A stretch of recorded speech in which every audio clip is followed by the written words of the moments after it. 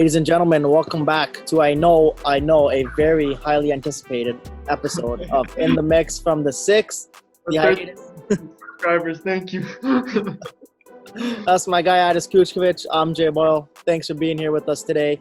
We got, obviously, so much to talk about. NBA playoffs have been, just off the chain. NHL Conference Finals in the Western Conference got going last night. Dallas topped Vegas. But what we're going to start off with, obviously, is the Lakers topping the Houston Rockets last night, 119-107. LeBron James was a beast, took over in the fourth quarter. James Harden did his thing. AD was great. But Russell Westbrook, where was he? another one, as DJ Khaled would say, a lackluster playoff performance as we've seen in his career. So, where do you want to start with this? Do you want to start with your boy Westbrook? Or would you I'm just going to put in why I think we're getting this out of Westbrook, especially like this bad. Like, I haven't seen Westbrook play this bad in a postseason ever, I don't think. But I think it's because, look what Houston did. What did they do? A small team and literally put the focus on, let's just become basically the new Golden State Warriors. Let's just throw 83s a game if you want. Their main offensive focus is the three ball. You have the player from point guard to center shooting threes. You're totally missing the point here. Now, but here's the thing. Go on. Westbrook is now thrown into the situation. What's the worst part of Westbrook's game? Obviously shooting threes. He knows that, though. Yeah, that's not my problem. But where I think it's playing to his head, Doris Burke brought it up during last night's game, and I was actually, she knows her shit. No shit, she knows her shit. That's what I was thinking. No, but I mean, no one, the commentators ain't saying this. Look, James Harden throws the ball to Westbrook. They double team Harden, throws out Westbrook completely wide open. The Westbrook we know and love would have driven that and dunked it or gone in for. That's what I wanted to get to. Yeah. 3-point play. What does he do? He froze for a little bit and he throws a three. You don't see that from Westbrook. Westbrook, he threw some magical threes to tie the game up or take it to overtime. He's done that in OKC, but that's not his game. If you have an open lane, I've never seen Westbrook just pull the three. Well, that's what I wanted to get to. Because this entire season, playing in this system, when teams have doubled James Harden and he's got that ball in the three-pointer, you're 100% right. He's taking that empty space, and he knows when he gets a full head of steam and he's heading downhill, he's extremely hard to stop at the rim when he gets his speed going. But for some reason, that's why I told you he looks confused out there. And this is why I think it's because of how the offense is set up right now. No, but he was doing this all season, and even in the first round, it's just the last two games, he's forgot what his job is on the court. And he said, I'm running around aimlessly. I have to watch the tape. You don't have to watch the tape. What did you do for 72 games in a regular season, plus 8 in the bubble of regular season, and then the first round? You know what watching the tape tells me? In the game, his head's not in it. He's forgetting everything. That's what I'm saying. He doesn't seem engaged in what's going on out there. And to me, it's because of this offense that they're running. How often have you seen a team like this? Like, every play is a three ball. And they're okay with missing 50% or 60% of their threes. Because as long as they make that 30%, it adds up to over 100 points. But I don't know. This is where I feel problem. This place. Here's the problem with the Rockets. And I said, especially against the Lakers, I know they beat the Lakers in the regular season, I think, twice with the small ball unit. Yeah. And I said, that's fine. 7-game series is totally different, right? And PJ Tucker, I respect him, his hustle. He gets rebounds. I don't understand how he gets them around JaVale McGee and guys like that. However, he had 11 rebounds last night. Russell Westbrook had 13. Nobody else was significant. House Jr. had 5. James Harden, 2. Covington, 3. Eric Gordon, 1. When you're going that small ball lineup, it has to be a commitment on the glass of your whole squad, especially against the Lakers who are so big. When those shots are not going down, the difference between the Golden State Warriors, when they're playing this style, is they would still have a center in there, whether it was JaVale McGee or Pachulia or somebody to grab the boards off the glass. The Rockets, as good as PJ Tucker is, it can't be just him doing it, and that's what it is right now. Man, this is the magic of Westbrook. He's a point guard, and some of those defensive rebounds he was grabbing last night, especially in the fourth quarter, how the hell did this guy grab it? Out of all the players that were inside, this guy grabbed it. Because he has that intensity, but a lot of the Rockets players are standing in the perimeter. Whether they're on defense or on offense, they're waiting on the outside because they know PJ Tucker, Westbrook are gonna be fighting for those rebounds, and that's where I feel like they get too comfortable out there. That's why you Yeah. see what was the next best rebounder besides those two? House Jr. With yesterday. only 5 rebounds. Yeah. Yeah, that's not a successful game. To me, when Russell Westbrook hit that 3 at the end of the third quarter to tie it up, I think that was the worst possible thing because then he thought he could start hitting them and took 3 terrible 3-point attempts in the fourth quarter. Gets lost into that 3-point game too, and I don't. And now, take it back to game 1. Like, what do you think was the big difference for Houston? Well, one thing I think, same thing we saw coming into game 1 against Portland. I don't think the Lakers are really ready to go, and they had a long layoff, right? And Houston was more in the mojo. However, 7, right? it was more of a commitment to rebounds and more of a rotation by the Rockets. Austin Rivers didn't play last night. And in the first game, he had 3 rebounds. House had 4. Gerald Green, he didn't play last night. He had 4. Harden still only 2. Westbrook 9. Covington 7. Gordon 3. Tucker 9. There's more commitment to the glass. So it shows you. If they're committed to getting those boards, they give themselves a chance. And they can play their style. If they don't, it's such a simple thing that we're talking about here. We're not giving you anything groundbreaking. Exactly. But literally, Everyone can see. If they work hard on the glass, it helps their system a whole lot. But this is the thing with game 1 where I also felt. We give Giannis a lot of criticism, and we talk about like the weak moves that he does, the weak moves mentality that he has sometimes, the shit that he says. Yeah. I thought it was such a weak move for Anthony Davis to have PJ Tucker on him for, what was that, I think 29 possessions or something, 26 possessions, and he only threw up 1 shot out of those 26 possessions. To me, that told me is he thought, this guy's guarding me really well, and if I start missing these shots, it's going to look real bad on me. So you know what? I'm not going to do that. I don't know if that's in his head. I think – Bro, he couldn't push down PJ Tucker. This guy's like, what, 6? Yeah, but it's like we talk about Kyle Lowry. Besides, when it comes to post-game, doesn't mean a whole lot. It's low center of gravity. Anthony Davis, though? Anthony Davis, though? Okay, but why did Davis struggle against the Raptors 2 games this season? Same thing, right? The smaller guys get into him. Now, obviously, Davis regrouped and had a phenomenal game 2 and went 15 of 24. And what I liked is he started just backing up to get that little bit of space and then doing the turnaround fadeaways or step backs. And now he's going from that tiny bit of space to a whole lot. And obviously, if he gets that space, he's so much taller and longer. Now he can see over PJ Tucker. But that's what I was thinking. It's not successful. Because in game 1, he was okay. Yeah, you can't push the guy down, but you have like a whole foot over the guy. Hey, Addis, it's a 7-game series for a reason, and that's why I said. That's why I said about the Lakers against the Rockets. I said you can't just look at 1 or 2 games. Wait until 7 games develop, and then after game 1, you regroup, you re-strategize, you watch the film, and they figure out how can we attack this defense. Bro, hey, we only have 2 games to talk about, so if I gotta talk about game 1, I gotta talk about game 1. Listen, I think I've seen more than enough to know how this series is gonna play out. Yeah, facts, but I'm just gonna fair warning. Your gazebo in the background looking mad shaky, bro. If that shit drops at any point. I said we should screw it in today. And I'll just say a sibling of mine was like, no, it's not that windy. It's not going to get lifted up. That post right behind you was going towards your head, bro. He's going to say, bro, like, we might want to move. No, it's fine.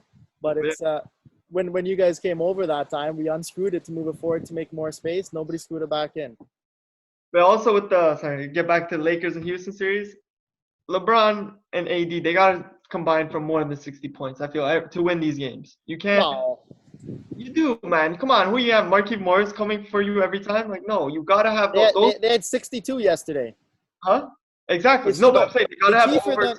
Yeah, I agree. LeBron's got to get, between 28 to 32, and that's a big difference. He only had 15. Let AD go off with his 30. He only had 15 field goal attempts the first game and wasn't good in the fourth quarter. He dominated last night in the fourth quarter. He had, I think, 3 assists in the fourth quarter and about 10 points. He had a few weird heat checks. I didn't like. I don't know why he keeps doing that shit. Yeah, but that's LeBron. We've seen that the last few years. No, yeah, I know. I see it. But, last night was a little too much. I was like, okay, chill, bro. The one thing I think you also got to recognize in year 17, I don't think he's got the cardio he did in that run in 2015. Facts. So I think when he doesn't have that mojo drive by a guy, it's let me just pull up this 3, backpedal on defense, and regain my breath a little bit. Yep. At the same time, though, it's why he's the best passer in the league. He doesn't always have to freaking give every freaking basket. Yeah. He has 8 on that team. Led the league in assists. Yesterday had 9. We all know Marcus Morris should have made it 10, would have won me a lot of money. But yo, you think Houston takes one more or is it done? I think they can take one more. I'll take Lakers 4-2. I had Lakers in 6, dude. Listen, they have a lot of good players. A lot of good players. You do. And yo, honestly, like I'm telling you again, I've never seen people throw up threes like this. Like, Well, you didn't watch them enough this season, my friend. no, but I'm saying like this Houston team. Like, I haven't seen another team where like their main focus is like, yo, it's the 3-ball or nothing. And whether you're the center, whether you're the point guard, it's the 3-ball. Yep. And it's worked for them for a lot of the games. Yeah, I would like to see some adjustment though. But all right, I think let's move on. Yeah. All right, Milwaukee. Sorry. Okay. There's one thing I want to mention. Go The ahead. amount of, because you and me play 2K, the amount of criticism I thought I had against Rockets for their defense, they have been playing amazing defense. And it's surprising the shit out of me, bro. They get their hand on every single pass, on every single ball, everything. Constantly. Yeah. And I thought they'd have huge troubles defensively. I thought they were giving up their defense just to add more to their offense. But Listen, 2K, that's because I think when you use the Rockets, I was the Lakers and I was just dunking on you. it was like a 50-point game, bro. Slaps. Run it up anytime you want, buddy. 21 came out. It's not getting it, bro. Fuck that. Dude, the one thing I will say, Dame Dollar, this guy's on the cover of 2K21 and has been ripping it on Twitter, saying he can't shoot. He's like, I don't understand this meter. Can anybody hit a shot in this game? I replied, I said, turn your difficulty down, bro. Don't they have like some stupid like layup thing too? Like you can airball a layup. It's too much, man. It's a video game. Let us score. Yeah. All right, moving on. And I'm going to say your MVP because he's not my MVP. Giannis Antetokounmpo was down 3-0. All right, he gave it a shot in game 4 with obviously a hurt ankle. Yeah. And they were losing. He goes out. I hope he's okay. I hope he's 11 minutes though, no? Huh? What was it? Yeah, 11 minutes only last night? Yeah. It I'm was just a saying. month for 11 minutes though, right? He was playing really well. Playing well for what Giannis does, okay? And then he goes out. And then Milwaukee plays the best basketball they've played in the series. And it's now 3-1. First of all, how did we get to 3-0? We'll start there. I'll let you go off. Okay. Well, how did we get to 3-0? Oh, you know what? Forget that. How did we get to 3-0 and Milwaukee struggling, even though Giannis was playing good last night? You know, weren't really ahead. Miami was still ahead. And then he goes out and now the flip switches. And don't give me they just want to fight for Giannis. Give me something more than that. No, I know. But I'm saying, like, I thought if Giannis stayed in last night's game, that was going to be a monster game. And I think that they probably would have won the game by a bigger margin than going in overtime. Because, like, 11 minutes, 19 points? Like, yo, this guy was ready for a Shaq game. He was going off, yeah. They didn't get that. What I did like about Milwaukee is they're not a team, like, as much as it's spoken, like, yo, Giannis is obviously the best player on that team. Without him, they're not the number 1 team in the East. But they played last night as if they still were. And I like that. They had every player on that team still had the hustle. Like, yo, we need to win this game. Who cares if he's not here? We need to win this game because as soon as we don't, we're on our way back. We're leaving Florida. And you saw it, man. You saw it. Like, Middleton had one of his best games he's had all postseason.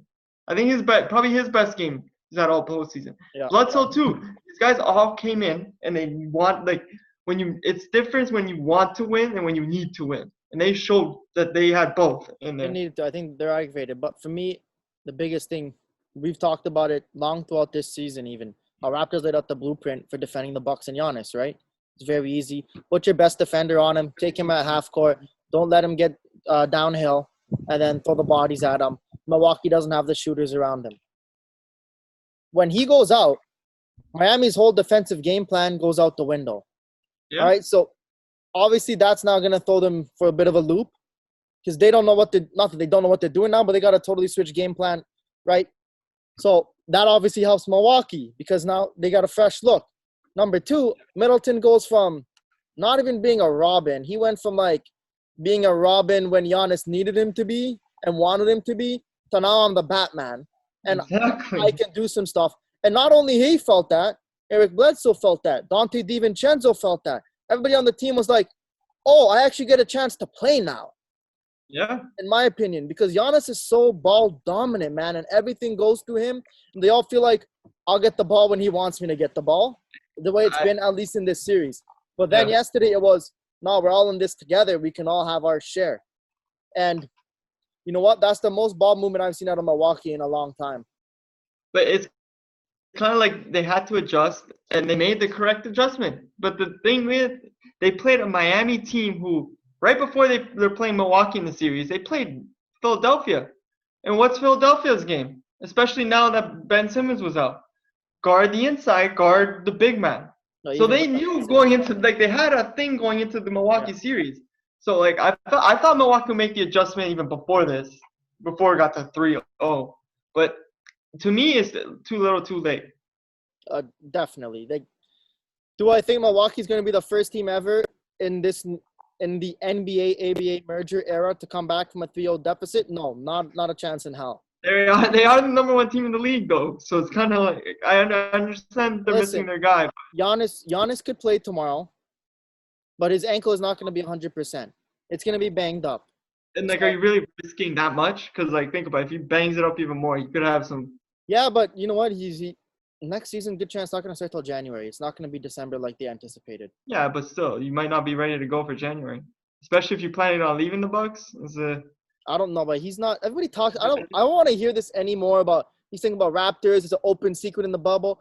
I don't think in Giannis's head he's thinking about. He wants to bloody win. He's tired of people saying he's just a regular season player, which he is a regular season player. Which he is, but he's tired of people saying. Well, you know what? Look back to, what was it, Game 3? 21 points, 7 of 21 shooting. That's horrendous. And he jacked up 7 3-pointers. Like, we want you to be able to shoot, but if you can't, you shouldn't be shooting, just like Russell Westbrook. Like, you're not going to make them defend you out there and open up court space if you're clanking them. It's only if you start hitting them are they going to start respecting your shot and opening up court. But like, really, like when the defense is so set up to like that they know your game, they know where you're going, they're there before you even get there. What do? I know you pass it up, but you gotta start. Moving the ball more, getting off the double teams. Okay, but listen, this guy, I'm assuming he's been working on his 3-game, and like, if this is that's the one fault in his game, if he could fix that fault. He doesn't really have a mid-range either. There's 2 faults. He can't shoot. Okay, shooting in general. He can shoot within 10 feet from the rim. That's it. And taking like just like people are talking about how much Ben Simmons was working on his shot. The guy was barely attempting them because he still felt he didn't feel comfortable there. I feel like he has to build that comfortability on the like. But when shooting the from time is now. You're winning MVPs. You're in your prime. You got supermax contract. Your Robin Hood and Chris Middleton's got a max contract. I know. Like when? If not now, then when? This is not like a guy who's it's not Luka Doncic in his second year in the league. Giannis has been around. What does he play? 7 years in the league now, I think? How many like back-to-back MVPs do you really see that don't are not making it past the second round? You know? None. Like, exactly, but Steve Nash got to a conference finals on that run with the Suns. Yeah. And then you could say he would have beat the Spurs if he could see out of his left eye. Curry went to a freaking thing. Well, back-to-back chips, yeah. I don't know. We'll see what happens in Milwaukee. Man, for me, it spells what I've been saying all along. They need way more shooters around Giannis. And I know to develop his vision. Discussion with him leaving, but you really think that this is a team that he's staying on?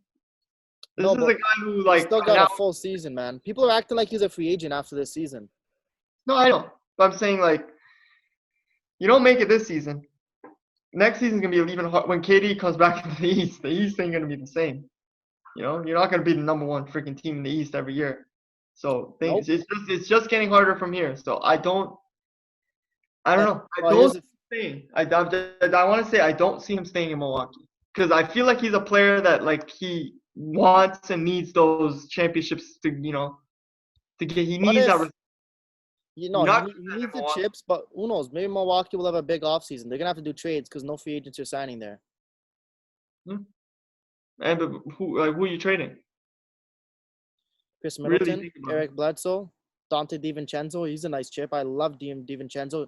Raptors were close to being able to. I love that kid. Free throw away from winning that game, bro. Yeah. Dude, I love that guy. I was saying it after NCAA March Madness last year. This guy's going to be a stud. I love his quickness, shooting ability, off the dribble.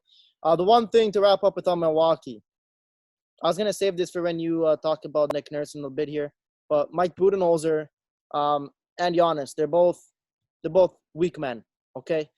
When they ask Giannis, They're both weak men. both weak men. They asked Giannis, and you would send me the video, I think, or texted me about it. Should you be guarding Jimmy Butler after, I think, game 2 it was? And he's talking about Defensive Player of the Year. And Defensive Player of the Year, should you be taking other team's best player, right? Like we say Anthony Davis is guarding James Harden. Like this is a 5/4 guarding James Harden. And LeBron's guarding Westbrook. Yeah, besides the point. And then he says, I got to do what coach wants me to do. Then they asked him after game 3, when he only played 34 minutes, do you think you should be playing more minutes? I think I can, but I just do what coach asked of me. So he's throwing all the blame onto the coach when LeBron James, I don't know if you remember, his last year in Cleveland, game 7 against Boston. He looked at his boy Rich Paul on the bench, in the sidelines, and he said, I'm playing every minute. LeBron James played every minute of that game. And he was already open. We got Kyle Lowry grinding it out. And the reason why Kyle Lowry's grinding it out, we'll get to it. But the Raptors are like plus 30 or 40 this series when Kyle Lowry's on the court, but they're minus 20 when he's off the court. They need him on the court. And he's what a did big they do? player. And again, Kyle Lowry's way older than Giannis. And Giannis is taking no responsibility on himself, putting it on to the coach. And what does Budenholzer say? He says, I think 35, 36 minutes is pushing the ceiling. What are you talking about? If this guy can't play 20 minutes, he's not a MVP. The fact that there's a guy that's like how many years older than him, has played 17 seasons, playing more minutes than you, and you're the best player in the league. He had what? I think out of here. Highest minutes was 36 minutes in the game. Bro, this is you like as we were just talking. He Milwaukee played 34 in game 3. That's terrible. Yeah, and like we were just talking about Milwaukee being a team that's really centered around one guy, and this guy is supposed to be the best player in the league. Why the hell is he off the court at any point? Especially when you guys are down. It's not like they've been winning and let's take him off. There's no point of having him on. No, there's a reason to have him on. Use him while you have him. I don't understand. And we saw it last night with the Lakers. LeBron James went out for his scheduled rest in the third quarter. Yeah. It lasted about a minute and 3 seconds because Houston started going on a run and right back in the game. Sure. So that's why I say Budenholzer and Giannis are both weak men and with the mentality. Giannis, if you're going to be that elite guy, that guy in the league, you're on your team. You got to say, this is how it's going to be. And Nick Nurse said he jokingly asked Kyle Lowry last game in the fourth quarter if he wanted to come out. And he said Kyle Lowry chewed him out. Yeah. The difference between a guy who wants it and a guy who doesn't. When you are clearly the best player on the team.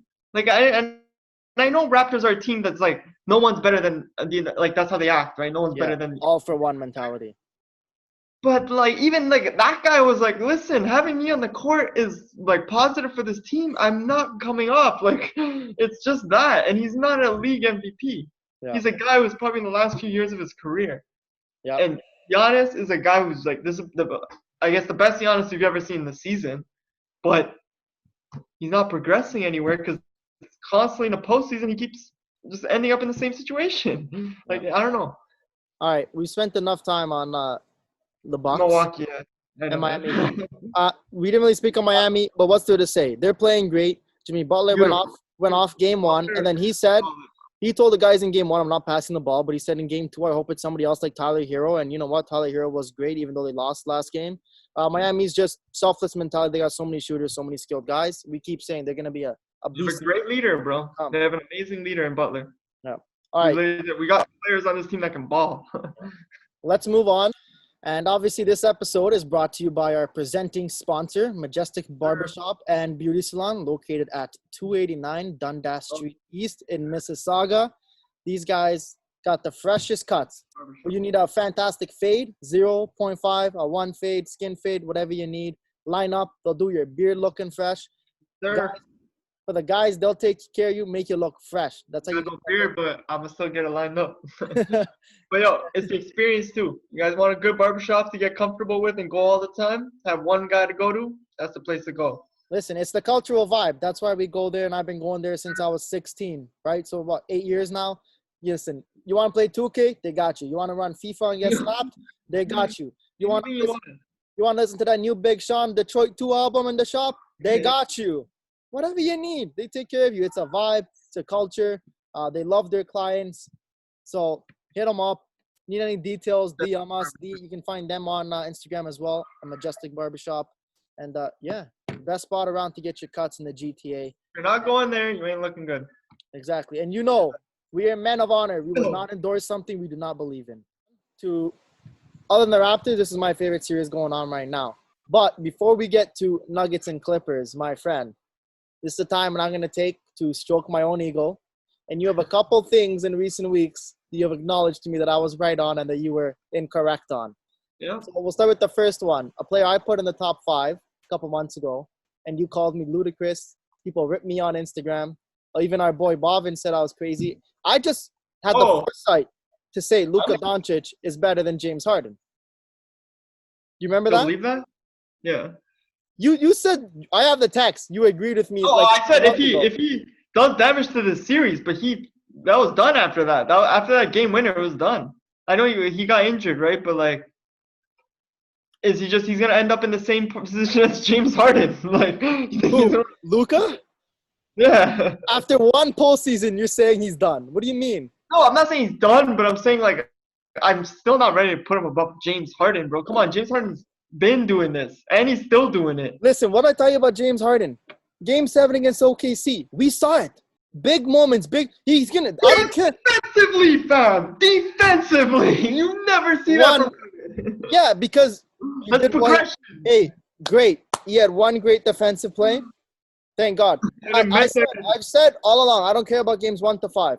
6 and 7, when it matters, what do you do for me? James Harden cannot be relied upon. If you don't want to admit that one yet, want to backtrack, even though like 3 weeks ago you were ready to say Luka's above James Harden, I'll get to that. I said if he takes the series, I can't even argue.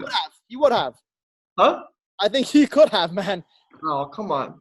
And if Porzingis didn't get injured, huh? It would have been 7 games. I don't know, man. And Porzingis went out too. I was not allowing it after that game-winning shot. All right. I thought you were going to admit it, but you're not that big of a man yet. We'll get to the one.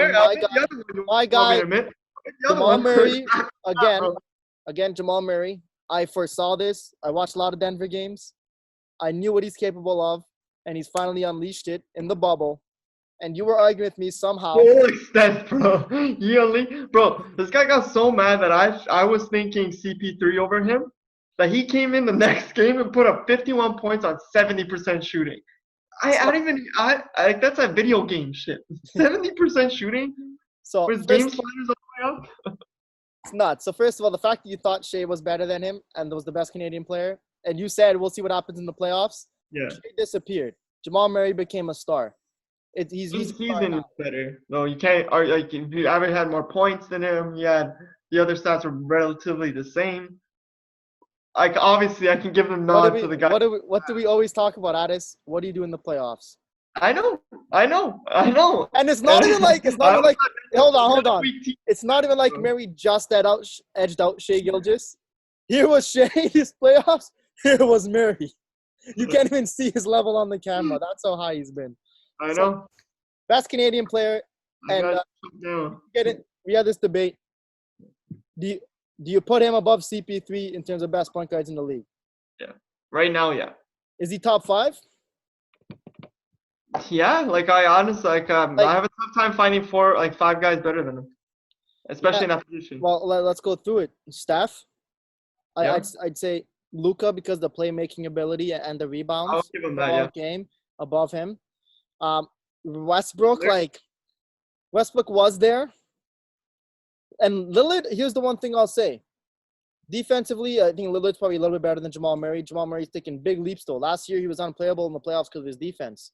However, I think Jamal Murray is more versatile on offense than Damian Lillard. He's better at keeping the dribble alive and getting to the rim, and his mid-range is better. Damian Lillard is a great three-point shooter. Yeah. But I think Jamal Murray's got more in the bag. I can see that. Mid-range and, getting to the – I guess how many step-back mid-range fadeaways we seen him hit in the bubble? It's crazy.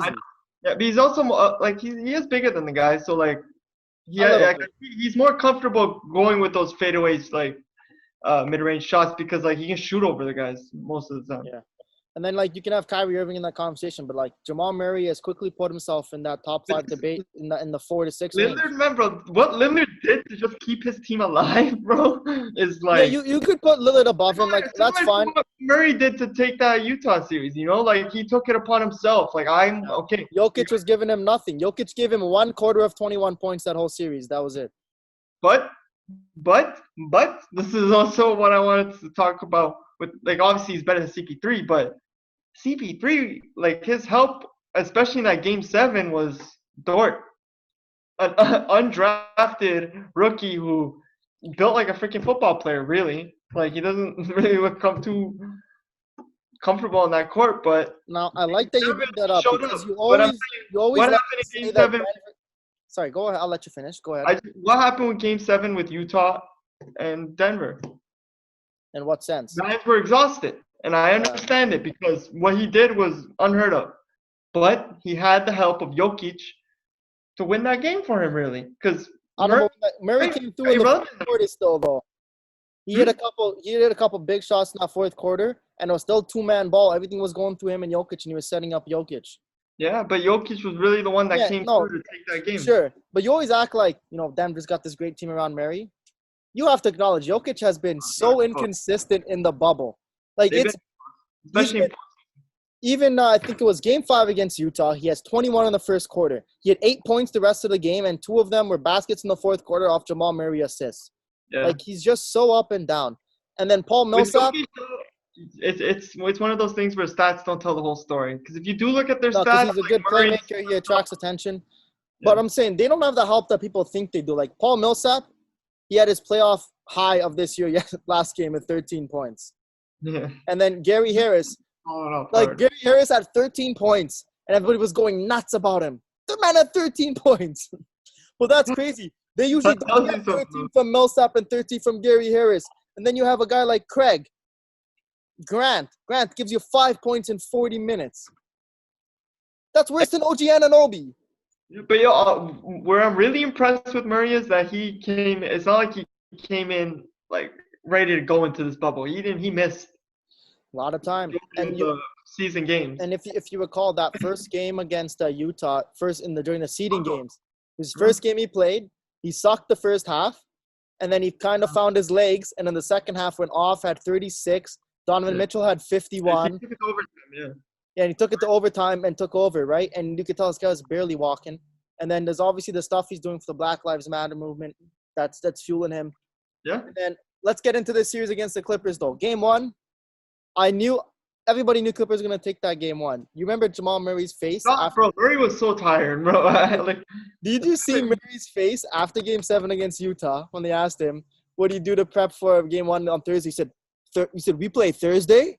We don't get 2 days off? And his face was like crushed. His soul was ripped out of his body. Even in that Game 7, he was so tired, bro. And I understand it. Him and Donovan Mitchell were exhausted. But also, he didn't in the day. Yeah, and you gotta remember, Murray didn't have the training camp that all these guys had in the bubble too, right? He didn't have the 8 seeding games to get his legs going again. So obviously, game one, they were just dead. He even said it after Game 2. Big thing is we had our legs to make our shots. Denver played great. Kawhi Leonard was not very good that game. I don't think he's going to be that, mediocre moving forward. Game 1? Game 2. Oh, yeah, ugly. Yeah, I think he only had like 4 makes or something. Yeah. Only had 13 points, 4 of 17 shooting. Yeah. That's not going to happen the rest of the series. I'm surprised too. You don't see that a lot from Leonard. No. So what type of chance do you give Denver moving forward? Honestly, going into the series, I'm going to be honest here. I had it as sweep. I thought it was going to be 6 games. I just thought defensively they can hold down Murray. And I've kind of jumped off the Jokic thing. I don't think he's the difference maker for that team that's going to win them the games. So I thought if they really full 180 in 7 minutes. Huh? I said he did a full 180 in 7 minutes on Jokic. I know. But I'm against Clippers, bro. Come on. I thought they could. But should. They have no center inside. Zubac is going to stop him? He has. But I mean, it's kind of like the thing you give with Houston. Like, yeah, it's when it's obvious and it should work, it doesn't for some reason. And I thought if they could lock up Murray, the series would be up, and it'd just be a 4-0 sweep. Watch how they play game 2. I still think it's Clippers, but I think they get it done in 6. I think it's going 6. I like the adjustments. Leonard will have a game like that again. No, that's the biggest thing. He's not going to have a 4 of 17 night again. And Denver made so many adjustments game 1 to 2 to try – because Kawhi strapped Jamal Murray from tip-off game 1. And he was on him game 2, but they did more things. Jokic setting screens, get him off of him. Yeah. It's just, they barely held off Clippers. They had a 7-minute stretch where they only had 7 points, Denver. So if Kawhi Leonard shoots even 10 of 17 instead of 4 of 17, that game is going the other way. But I think Denver can get one more win. Yeah, I believe the same thing. They can catch Clippers in one more game where they slip up and take the win. But I'm just thinking as we're talking, bro, because we were talking about Milwaukee and like Giannis being a seasoned player. Would you throw that same thing towards Denver? Because but back-to-back years already, they're top 3 in the West. But you know what? They never look as strong as they do. You know what? Last season, yeah, you could argue that they should have beat Portland, but Portland had more experienced players. And Jamal Murray was not the Jamal Murray he is now last year. That series. But they also struggled with San Antonio in the first round too. Yeah, but that was their first playoff series. I know, but I'm saying. No, what do you mean? I know. How long did it take the Raptors? Don't give me this. Don't give me this. I know. It was their first series. How long did it take the Raptors to figure things out? What kind of San Antonio team did you have to take you game 7? It's still a Greg Popovich coached team. LaMarcus Aldridge decent. But this year, man, you ran into the Clippers. No matter what the standings were, they're the second best team in the West, top 3 team in the league. It would be a godsend for them to beat the Clippers. If they had matched up with Houston, yeah, that would be interesting because Jokic really dominates there, right? So it's sometimes, they always say best team wins, but it's also luck of the draw sometimes. It just tough bounce. You get Clippers, Kawhi Leonard. The last thing I want to wrap up with in this series: have you seen enough from Paul George to say he's over those kind of yips that he had in the first round? He's over what? That? He had the yips in the first round. Paul George. You know what the yips are? Is he over the struggle? Sure, you want to call it a struggle. Yeah, I'm putting it struggle.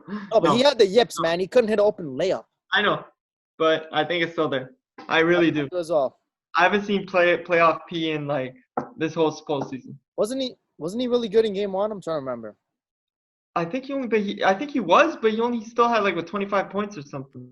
I don't think it was up anywhere to 30. It might have been. I might be wrong here. But I don't see playoff P. Remember? He had 19, actually, on 6 of 13. And last game, he had 22 and 7 of 19 or something. But, remember playoff P, bro, playing the Raptors with Indiana Pacers? That's your problem here, bro. I know, but that's... You're going back to, 2015. No, but was it 2015? Or 2016. Yeah, this is last year. 2016, we played Indiana first round, Miami second round, and then slapped by Cleveland. Yeah, but I'm just saying, that is what I feel like playoff P comes from. Where the hell? That hasn't been there since he left Indiana. Listen, this guy got a nickname off of 4 or 5 playoff series. But do you think it's because he's after he left Indiana, he's pretty much been a secondary? I told you when he left Indiana, I watched him in OKC, and I've said it a lot of times. Another guy who became soft mentally and became okay being the second option and not wanting the game to come to him. Yeah. Not wanting to go out there and grab the game. He's waiting for it to come to him. Yeah. He just, as soon as I saw him in OKC, I said, this is not a guy who wants it and wants to go out there and be that difference maker. Yeah. He had the numbers, but the numbers didn't translate to any win. No, and you know what? I always say numbers are one thing, but eye test, man. When you watch what's going on, that's when you get the whole picture as well as the numbers. And playoff P, man, I don't know. This is floppy P right now that I'm seeing. So, what? You just think that we were fooled by those few games where he was... You guys were fooled. I was not fooled. I didn't nickname him playoff P. I was not ecstatic that he was at a good series against the bloody Toronto Raptors. But it was a series that he was meant to lose. and that's where he came up. In the series against Portland with OKC, and in the series against Yeah. Hey, Dallas with Clippers, he's expected to come through and win these games. hey, And like, what do I tell you about some of these guys when you see them move teams and they're not as good anymore? I say it in football and basketball, some guys are system players.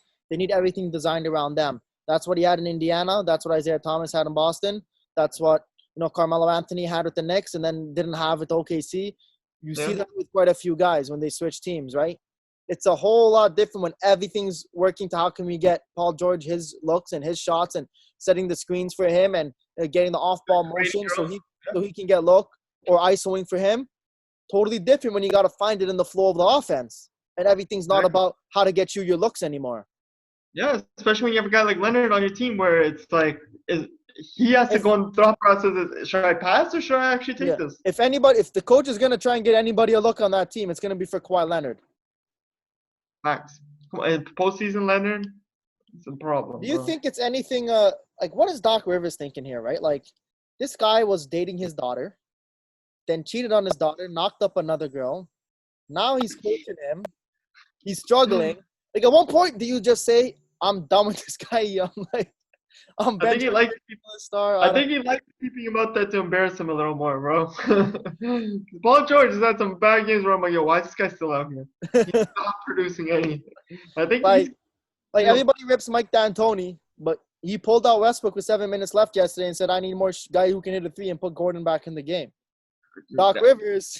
Westbrook was atrocious. Maybe Rivers is playing a little mental games with this guy who cheated on his daughter. That's just a weird situation in itself, man. I don't know how. Props to both of them for dealing with it. It is, but Rivers has been in those tough situations, man. He had to coach his own son, too. Yeah, take that in. That's totally different than some guy who was dating your daughter, then cheated on her with a stripper and knocked up the stripper. No, but I mean, there's a personal relationship that he has with the player on his team. You don't find that a lot. Yeah, but that guy, no, I know, but that guy went. Your audio's cutting out, but Paul George went from potential son-in-law to you're blackballed from this family. Get away from us, right? That's a weird situation. Why he even wanted to go there and be coached by that man. Hey, Kawhi tells you. Late, bro. I didn't even know about all that until after he was on Clippers. I know. That's when I found out. I'm like, is this TMZ BS? And I looked into it. Facts. It's not. But yeah, see it's kind of like what we've been discussing, but Western Conference Clippers Lakers. Yeah. Who's winning it? Lakers. Playoff P's a flop. So Kawhi can't do it himself. Why can't hold down LeBron? No, he was in San Antonio. We've seen it. Listen, everybody says Kawhi held down LeBron. LeBron held down Kawhi in that series. Kawhi averaged 14. And then, why wasn't he expected to average more than 20? I'm not done yet. I don't know the numbers off the top of my head, but I'm fairly certain LeBron in that series still averaged 28, 8, and 8. So how much did he hold him down? Two. The first when he did hold him down, I can remember looking it up. It was he only averaged 19. No way LeBron only averaged 19 in that series. Check it. You want to bet $20 on it? Maybe. Over under 19.5? Maybe. I'm on the bench here. What year was that? 2012. No, that was the one against Dallas. Well, I'll look for it. You can keep 14. talking. I think 20. I don't know. Hold on. We also saw it. Team-wise. We saw it earlier this season, bro. We saw it that last weekend. LeBron strapped Kawhi in the fourth. Yeah. And then LeBron scored 14 points and had 4 assists in the fourth. He is the best player in the league. And whether he's 1 or 2 of all time, he's 1 or 2 of all time. Kawhi's not in that conversation for a reason. LeBron James is. Respect the man. Put it on his name. He's going to beat Kawhi Leonard. There's no. Why was the championship this year? Is it a conversation? Yeah, he's edging towards it. Yeah. He's getting up there. But look at the second options too. It's not just about them. Look at the second options, the Robin Hoods.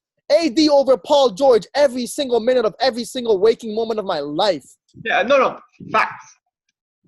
Where's the third? Where's the fourth? Where's the fifth?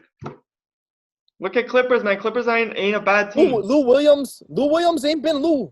It ain't been Lou. Okay? But they got Harrell. They got Williams. They got players that can still score you points. And they can, Harrell. Harrell, I have not seen the production from that I expected this playoffs. 6th man of the year. Regular season, Addis. We are in the playoffs. I know. Regular season was half a year ago. 7 months ago it ended.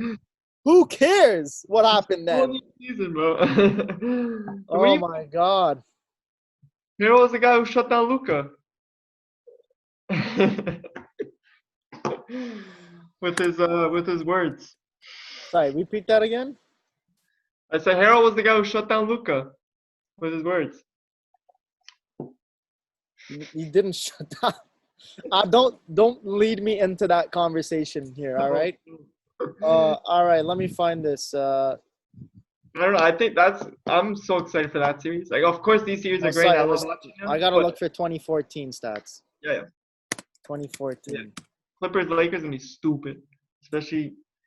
Bro, I'm loving the bubble playoffs. Are you?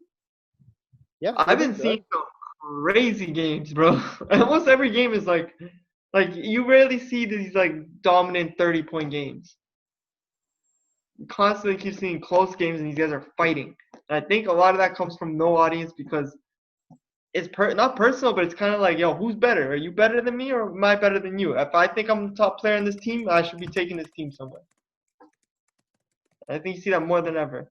Because you don't see no fans screaming shit at Westbrook talking to them, Westbrook fucking doing this, that. That did kind of help him, though. He's playing worse than you. Okay, so I have the numbers right here. Do you want to make a wager or not? Before I reveal them. Okay. You still want to make a wager? No. Dude, I want to make it before. And this is something I always bring up. People talk about LeBron James stoppers, Kawhi Leonard, and Andre Iguodala. They're both myths. And I'm going to show you right now. In that 2014 NBA Finals, the Miami Heat lost to the San Antonio Spurs. LeBron James averaged 28.2 points, 7.8 rebounds, and 4 assists. He shot 57.1% from the field and 51.9% from the three-point line. Old Dwayne Wade and Chris Bosh's knees were broken. It was not on LeBron James. I just told you what he did. I did not think it was that serious. I'm telling you, these are myths. People try and tear down LeBron James. That's what it is. People want to hold on to the legacy of Michael Jordan. So how do you do that? You tear down his number one competitor in LeBron James. And that's what we've been dealing with for 17 years. I'm sick of it. I don't even care if you think he's number one or number two. If you try and tear him down because they want to hold on to MJ's legacy.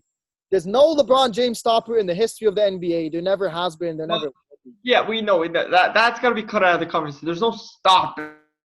There's possible slowing down, but there's no stopping.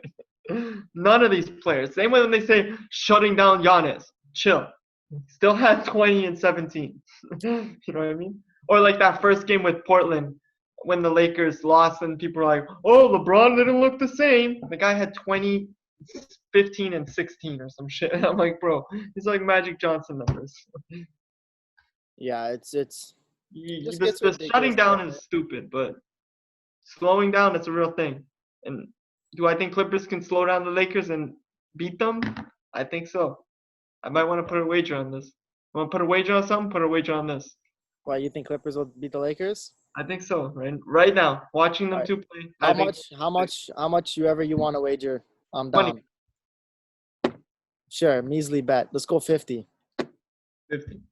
50. All right. So, taking money from a child, bro. All right. Enough of this. Let's get to real conversation we want to have. It's been a long episode. I'm getting hot out here in the OVO drip, you know? Okay, flex for us a little bit more. It was a nice birthday gift. I can't afford this shit on my own. Are you dumb? You got time on this? I don't even know how long this has been. It's been a minute. All right. Toronto Raptors were down 0-2 to the Celtics. It was looking bleak, our chances. And then Game 3 happened. We didn't really deserve to win Game 3. Bro, I was ready to give up on the Raptors. We, at an atrocious last play, we gave up to Kemba Walker to pass to Theis for the dunk. Half a second left. I'm at this point, half on my couch, half on the floor, ready to start crying. Can I just jump on that play? Why the is Gasol, the slowest man on the goddamn court, trying to run and double team Kemba. You see how embarrassing that looked when he was trying to chase Kemba with Larry? I'm like, bro, get off the It mat. wasn't with Larry, it was with Fred. But the one thing I will say, as dumb as that double looked, and he should have been the one to stay in the paint, and Siakam should have been the one to double. At that moment in time, when Gasol goes at the double, Siakam's on the inside with Larry. Larry goes to apply the pressure to Kemba last second. Siakam lost in no man's land. I put that play on Siakam. But we prevail. Half a second left. Kalo inbounds. We've all seen the play. When he chucked that ball up, I was like, where are you going? And then, obviously, perfect pass right to OG's shooting pocket, drains it. And then, game 4, we take it to them. Yeah, and this is how I thought it would go. I thought game 3 would be a fight. And if we can pull out of that fight in game 3, I thought game 4 would look a lot easier for us. And lo and behold, it did. Well, you might have seen what Mr. Fred VanVleet said to Masai Ujiri and Bobby Webster after game 3. He said they fucked up because they gave him one, and he said, we got the juice going. We got the juice back. Exactly, bro. And that's what and not even that, who won you the game? The most unlikely suspect on that starting lineup won you, well, maybe Gasol be, but but Anobi, it just like we were talking about earlier, no player is better than another. Anyone can take that shot, and that's what I love about the Raptors. Well, it was that he was the 4th option on that play. Oh, 100%. But I was angry when I saw Larry was inbounding because I was like, I wanted him. No, but let me tell you my thought process. Yeah, but I'm gonna tell you why the process is wrong. Taking the shot. Yeah, I get that. And then when I saw the pass to OG, I'm like, oh, that's why they have him inbounding, because he's the best passer on the team. Here's why you have him inbounding. You saw what happened when you have other guys who aren't that smart. Shea Gilgeous inbounded for OKC that last play. What happened? Yeah, it's a mess. It's a mess. Tried passing Steven Adams, and that's also good coaching to bad coaching, right? Which like Nick Nurse puts your point guard, who's your QB in that position. I can't remember the guy's name, and he somehow won Coach of the Year for one of the awards. What's his name? OKC's coach. Billy Donovan. Yeah, like the coaching discrepancy and quality of coaches there, right? Having Shea and the play he drew up going to Steven Adams there, where the Raptors' first look was to Siakam, second was to Fred, third was to Gasol inside, fourth to OG. You have all these options on the play, and you have the one guy who can actually read those options. And Tom Stern, I think is his name. He was on 1050 radio the day after. He was a Raptors assistant coach under Casey, breaking down that play. He said, look, we used to run that type of stuff, and it's like how many things Kyle Lowry has to process in his moment, the 5-second clock, all the different options. He said only Kyle Lowry on that team can make that inbounds. That's why I didn't think about going into that. I was like, why is he inbounding? And then when it happened, obviously, in hindsight, it's 2020. But I was like, oh, shit. Okay. But, all right. No. Here's what I want to get to, though. 0.5 seconds look 10 minutes, bro, to me. This is why I wanted to compare it to a shot, but I won't yet. Keep going. Okay, I wanted to get to Game 4 and moving forward. What you saw in Game 4, Raptors played, a higher level of defense. Siakam finally started getting going a bit in the second half. Kyle Lowry was a bulldog, logging heavy minutes, going inside, outside, mid-range threes. Like, he's just doing everything. Fred VanVleet hasn't been what you want to see from him, but he's been good enough. Pascal Siakam's the one guy who's kind of fading, and Serge Ibaka showed up last game. Did you see enough to think the Raptors now, you're going to pick them to win this series? You think it's going to be a battle? Well, how do you see it playing out now next 3 games? I had Raptors winning, but I knew it was going to be a tough fight, and I still think it is. I think it's going to a Game 7. Do Raptors win tonight or not? It's depending on how they come in. My issue is, I kind of mentioned to you a bit earlier, is how I think what game was it? It was Game 3 with the buzzer beater, right? That game and the game before, how it was coached. Where the hell did Terrence Davis and Rondae Hollis-Jefferson go? They're irrelevant. You know how tired they don't need to play. Lowry looked going into the end, and these other guys can't take Kyle Lowry off the floor. No, I know you can't take him off, but why don't you do it early in the game so that this guy doesn't look... You can't. Then you end up in a deficit, and you have to climb back like you did the first 2 games. Have you watched this series? Bro, I'm telling you right now, Lowry, especially in Game 2, exhausted, bro. And the guy is not... Yeah, I know that, but... give him a little break. Davis... You can't! You'll lose the series! You'll lose the game then! Bro, early in the game. You're telling me in the first half you can't play for a few minutes? Yes, I'm telling you. Let me find you this. I wish I can find this. Just keep talking, saying your dumb shit. Okay. Oh, no, this is the wrong one. But this is good, too. Kyle Lowry is plus 235 the past 2 years of the NBA playoffs, by far the highest mark in the NBA. Kawhi Leonard is next at 198 entering today. Understanding what I'm trying to tell you about Lowry. And there's another stat I'm going to find you. Hold on. I hope I can find it. Tell you about Lowry's help him out a little. Help him out by giving him a freaking breather. The guy playing quarter 1, 2, 3. By the time he hits the fourth, you can see it in his face. The man is exhausted. And that's why he calls his own timeouts. He's a champion. I know he wants to be in there for freaking 82 minutes if he could. But help him out a little. How undersized does VanVleet and Lowry look? A lot of the time, huh? Especially in those first 2 games when they were just shooting over them like they were freaking pylons. When has size mattered for those 2 guys? How easy are you, dude? What I'm just telling you right now. How many times do you see them shoot over those 2 like they're pylons? Because of the height difference. So, okay. Especially a guy like Jalen Brown who I gave you shut down way more than shit. Huh? Chill for a second. I gave you the numbers early in the episode. I can't find the exact numbers right now.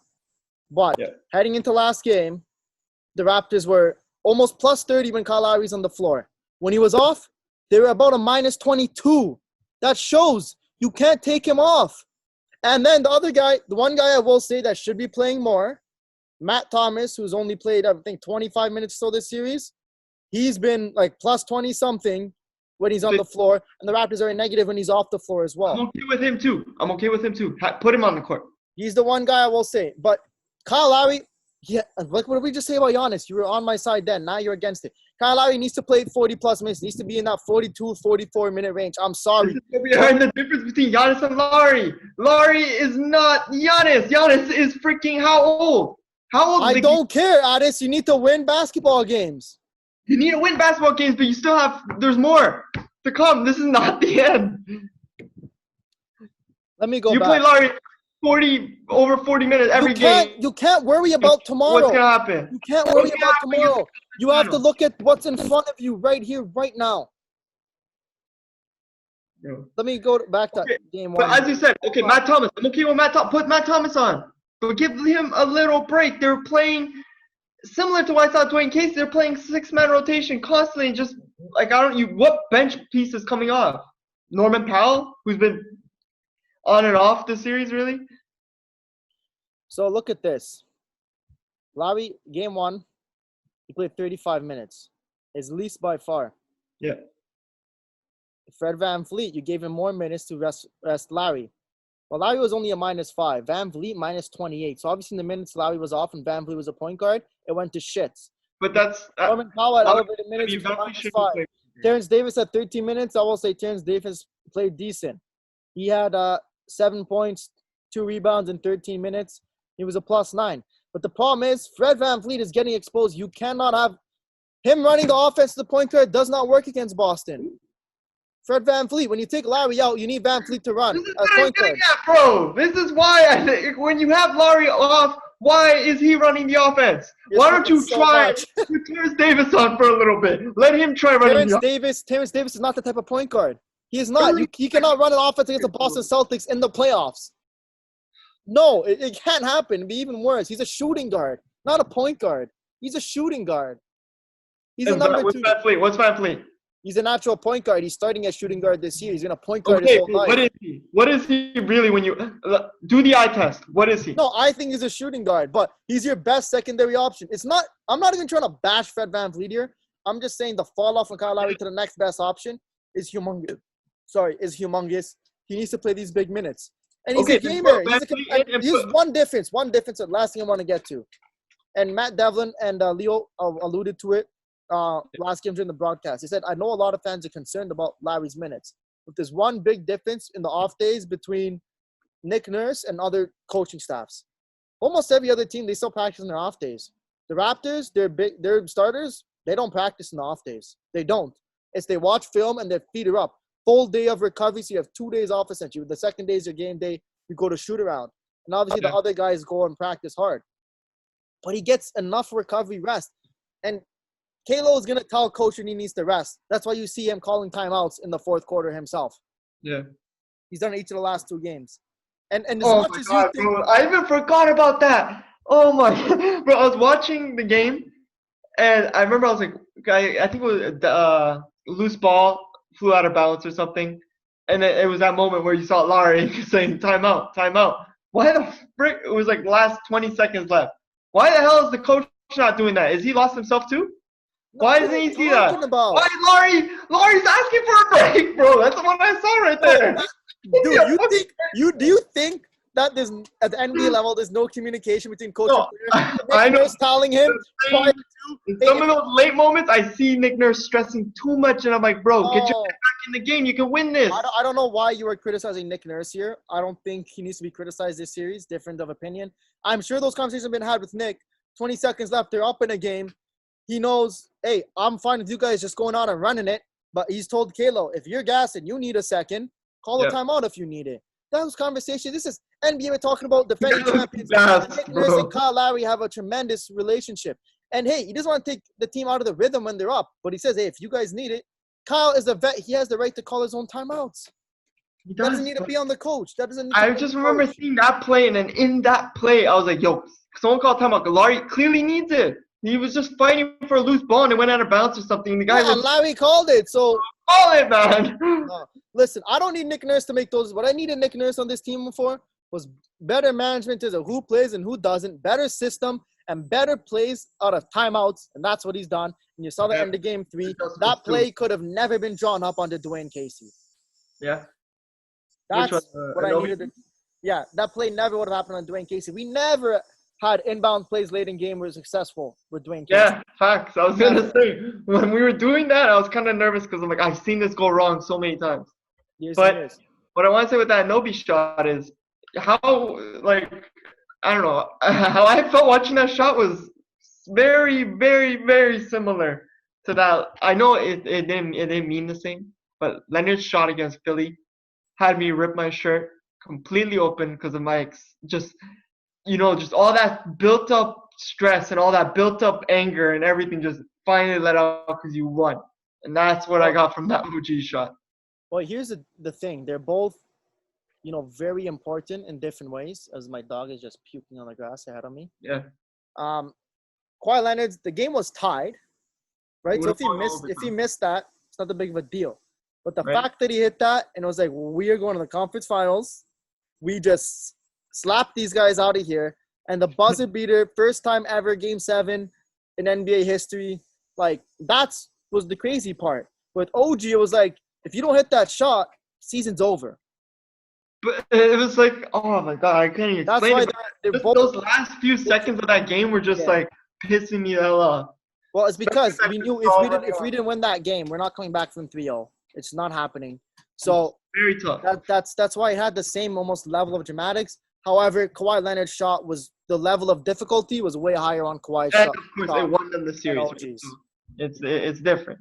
But I feel like that lit a fire on that team because as we were talking, Game 4 comes around. They're playing a lot better than they did in Game 3, and they're actually handling things well where they end the game off comfortably.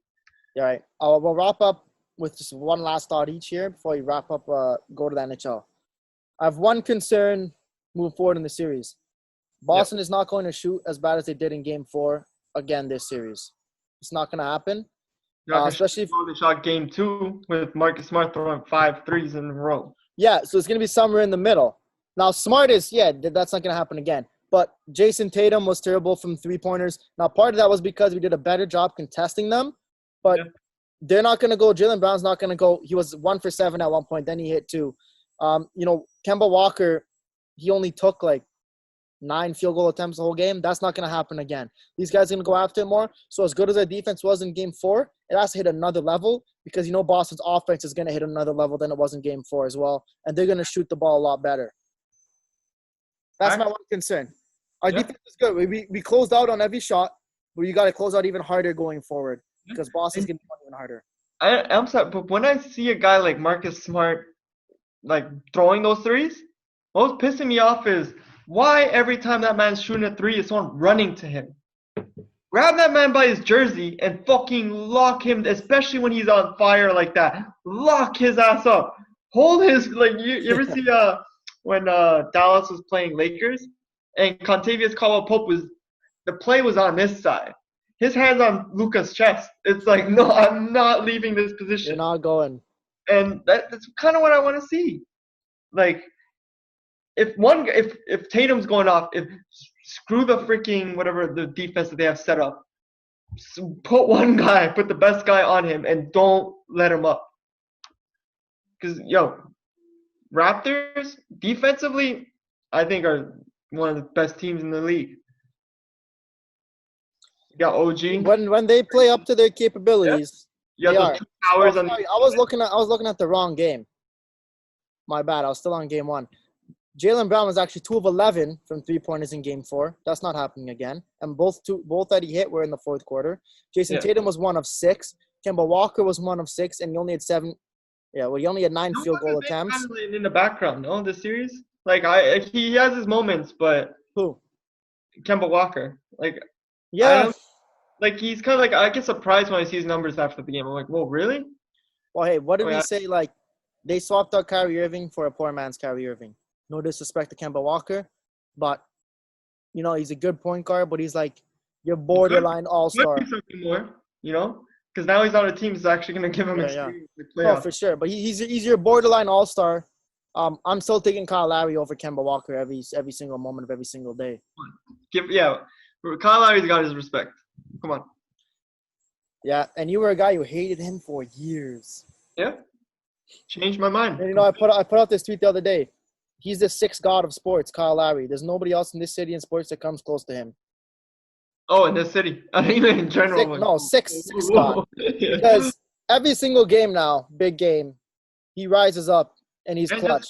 Career-wise, the guy's like, he is Toronto. Like, really, when I think of a ball player from Toronto, I think of Kyle Lowry. Yeah, over everybody now. He's from Philly. All right, we'll wrap up. I just got one thing I want to say on the NHL Western Conference Finals that started the other day. Yeah. Well, last night. Dallas won 1-0 against the Vegas Golden Knights. Now, a lot of the talk coming into for the Vegas in the playoffs, other than them playing amazing and, 7-game series against Vancouver, which was just phenomenal hockey, was when Alan Walsh, Marc-Andre Fleury's agent, tweeted out the picture of a sword with Pete DeBoer's name on it going to the back of Marc-Andre Fleury. Causes a shit show in Vegas. Yeah, and then last night, literally out of nowhere, dropped out of the sky, Marc-Andre Fleury gets to start in Game 1 of the Western Conference Finals. Robin Lehner played Game 7 in the semifinals, got a shutout. But then they go to Fleury. Fleury had only played 3 games in the playoffs. 1 was in the round robin, 1 in the first round, and then the second round against Vancouver. A lot of people thought he would have got more starts against Vancouver because he's never lost in his career in regulation against Vancouver, but no, he only played 1 game. And I think they won 4-3 or 3-2. Gets to start. Now, he lets in a questionable goal to start the game, 3-4 minutes into the game. And they lose 1-0. Now, here's why I really hate Pete DeBoer. Okay, aside from the fact that I think he's disrespecting Marc-Andre Fleury, you throw this guy in after having a week off, toss him into the Western Conference Finals. Now, obviously, Fleury's excited for the opportunity, but you're gonna have rust. That's because of the situation Pete DeBoer's put him in. Whether you're the best player in the league or you're not, you're going to have rust, bro. You throw into the most high-level situation after being off for a week. Yeah, first few minutes you're gonna be susceptible. Lets in a weak goal in the first few minutes, then plays really well the rest of the game. Now Robin Lehner is gonna go into Game 2. Vegas did not play good in Game 1. Lehner's gonna go in Game 2. Vegas is going to steamroll Dallas because they haven't scored in a few games properly. They're going to come out just firing on all cylinders. And then Leonard's going to win. And Leonard's going to be the guy the rest of the playoffs. So not only has Pete DeBoer disrespected Marc-Andre Fleury, he has not set him up for success and put him in situations to succeed. They always talk about that, whether it's with goaltenders or it's an NBA in basketball, starting pitchers in baseball, setting up your players to succeed. And he has sandbagged Fleury so many times. If people could say, Fleury was given the opportunity, he should have made the most of it. I get that. But you know what? He let in it wasn't like a terrible goal. It was a breakdown. It was semi-questionable. The team didn't have a great game. And now Leonard's going to come out. Vegas is going to steamroll Dallas Game 2 because they're pissed off they lost Game 1. And Fleury won't see the ice the rest of the playoffs. You think, well, like I highly doubt that you would sabotage yourself, but how much like where people are like, yo, why aren't you putting in Fleury? So his thought process, okay, fine, I'll throw him in right now. And then cause knowing he won't play well because that Russ is gonna be there, taking that kind of not weight but that heat off of him, being like, yo, this is why I didn't play him. If that's his mentality, Pete DeBoer going into the Western Conference Finals, he does not deserve to be a coach in the National Hockey League. I know, but I'm just thinking. Well, From the sounds of it, because like that's my rationale that's watch I can draw from there. What up, Pogo? Like why my family puts this dog outside with me, I'll never understand their thinking. Oh. But no, Pete DeBoer is a weird guy, man. How he makes his decisions. Hey, maybe Robin Leonard tweaked something in practice. We don't know, but that's fine. Just say that he's got an injury then.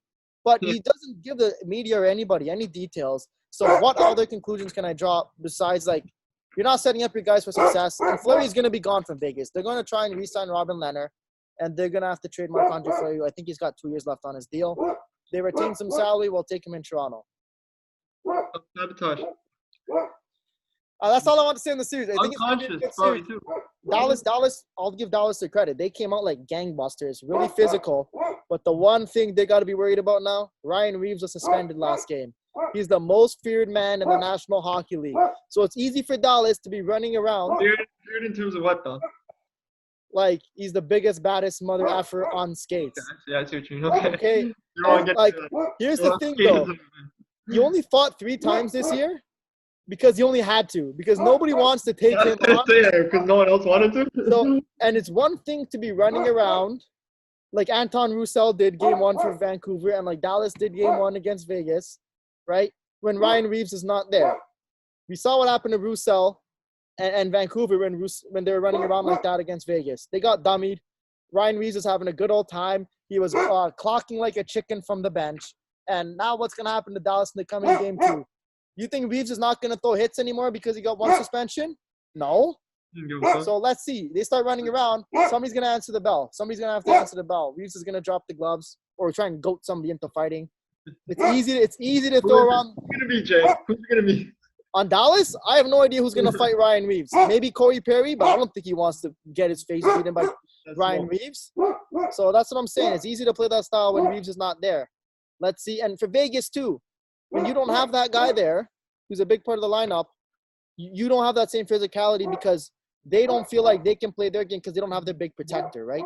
So yeah. I think it's going to be a little bit different game 2. I picked Vegas to win game 2. I think this has got 7-game series written all over it. People are writing off Dallas thinking it was going to be an easy series coming in. Nah, man. They beat Colorado. Colorado was favored against them too.